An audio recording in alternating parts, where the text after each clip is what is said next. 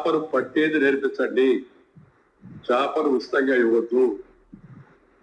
మధ్యాహ్నం నువ్వు కొరవేనిస్తే సాయంత్రం నాకు బొచ్చి కావాలి అడుగుతాడు. ఎవడైనా ఉచితాలు ఎక్కువ అవడం వల్ల ఉదయం ఉచితం, సాయంత్రం అనుచితానికి మళ్ళా ఏం చెప్తాను మీకు అందరికి అర్థం ఉంటుంది చెప్పాలి.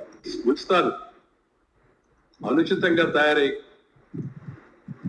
పరిమితులు దాటి తాత్కాలిక రాజకీయ అవసరాల కోసం ఈ ఫ్రీబీస్ ఉత్సాలు ప్రకటించడం, అమలు చేయడం అలవాటుగా మారిపోయింది. దానివల్ల రాష్ట్రాల యొక్క అభివృద్ధి పుట్టుపడుతుంది.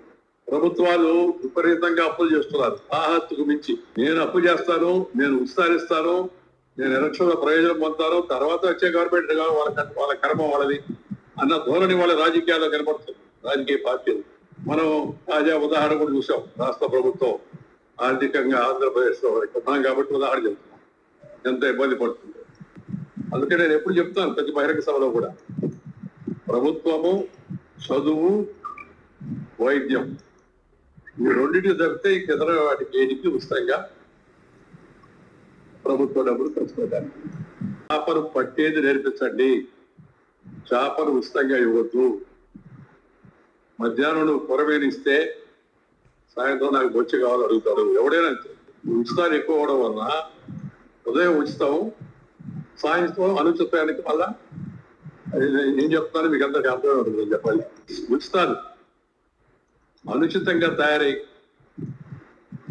పరిమితులు దాటి తాత్కాలిక రాజకీయ అవసరాల కోసం ఈ ఫ్రీబీస్ ఉత్సాలు ప్రకటించడం, అమలు చేయడం అలవాటుగా మారిపోయింది. దానివల్ల రాష్ట్రాల యొక్క అభివృద్ధి పుట్టుపడుతుంది. ప్రభుత్వాలు విపరీతంగా అప్పులు చేస్తున్నారు, ఆహత్తుకు మించి. నేను అప్పు చేస్తాను, నేను విస్తరిస్తాను, నేను ఎలక్షన్ల ప్రయోజనం పొందుతాను, తర్వాత వచ్చే గవర్నమెంట్ వాళ్ళ కర్మ వాళ్ళది అన్న ధోరణి వాళ్ళ రాజకీయాల్లో కనపడుతుంది. రాజకీయ పార్టీలు మనం తాజా ఉదాహరణ కూడా చూసాం. రాష్ట్ర ప్రభుత్వం ఆర్థికంగా ఆంధ్రప్రదేశ్ లో ఉన్నాం కాబట్టి ఉదాహరణ చెప్తున్నాం ఎంత ఇబ్బంది పడుతుంది.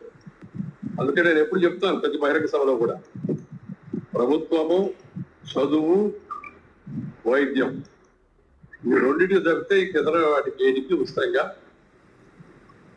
ప్రభుత్వ డబ్బులు ఖర్చు పెట్టాలి.